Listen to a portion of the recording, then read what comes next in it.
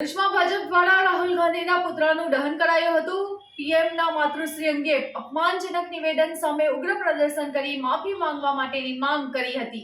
વડાપ્રધાન નરેન્દ્રભાઈ મોદીના માતૃશ્રી અંગે કોંગ્રેસના નેતા રાહુલ ગાંધી દ્વારા કરવામાં આવેલા અપમાનજનક નિવેદનના વિરોધમાં આજે ભરૂચ જિલ્લા ભાજપ દ્વારા ઉગ્ર પ્રદર્શન સાથે પુતળાનું દહન કરવામાં આવ્યું હતું। પાંચબત્તી વિસ્તારમાં યોજાયેલા આ વિરોધ કાર્યક્રમમાં મોટી સંખ્યામાં ભાજપ કાર્યકરો ઉપસ્થિત રહ્યા હતા। કાર્યકરોએ રાહુલ ગાંધી સામે તીખા સૂત્રોચ્ચાર કર્યા અને તરત માફી માંગવાની માંગણી કરી હતી।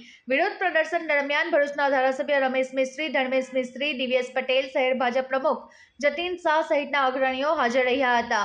ભાજપના આગેવાનો દ્વારા જણાવાયું હતું કે પ્રધાનમંત્રીના પરિવારમાં અપમાનજનક શબ્દો ઉચ્ચારવા યોગ્ય નથી અને કોંગ્રેસના નેતા રાહુલ ગાંધીએ તાત્કાલિક માફી માંગવી જોઈએ। આ વિરોધ પ્રદર્શનમાં ભાજપના કાર્યકરોમાં ભારે ગુસ્સો જોવા મળ્યો હતો અને આગળ પણ આવા નિવેદનો કરવામાં આવશે તો વધુ ઉગ્ર આંદોલન કરવામાં આવશે તેવી ચેતવણી અપાઈ હતી।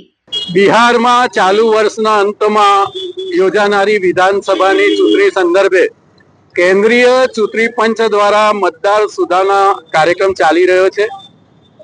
આ કાર્યક્રમ અંતર્ગત બિહારમાં અને બિહારના સીમાવર્તી જિલ્લાઓમાં જે ઘૂસણખોરો છે એ મતદાર યાદીમાંથી બહાર ન નીકળી જાય એટલા માટે ઘૂસણખોર બચાવ યાત્રા કોંગ્રેસ અને આરજેડીના નેતૃત્વમાં બિહારમાં ચાલી રહી છે।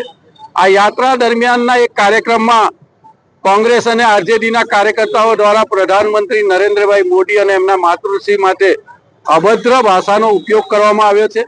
આનો વિરોધ સમગ્ર દેશની જનતા કરી રહી છે। ભારતીય જનતા પાર્ટી પણ વિવિધ કાર્યક્રમો કરી રહી છે।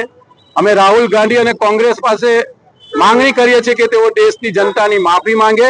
આ પ્રકારના કાર્યક્રમો સતત ચાલુ રહેશે અને ભારતના પ્રધાનમંત્રી એક વૈશ્વિક નેતા છે। 25 કરતા વધારે દેશોના રાષ્ટ્રાધ્યક્ષોએ એમને હાઈએસ્ટ સિવિલિયન એવોર્ડ આપ્યો છે। આવા એક પ્રતિષ્ઠિત અને વૈશ્વિક નેતા નરેન્દ્રભાઈ માટે આ પ્રકારની ભાષા બોલે એ અશોભનીય છે। ફરીથી ભરૂચ જિલ્લા ભારતીય જનતા પાર્ટી કોંગ્રેસ અને આરજેડીના કૃત્ય માટે દેશની જનતાની માફી માંગે એવી અમે માંગણી કરીએ છીએ।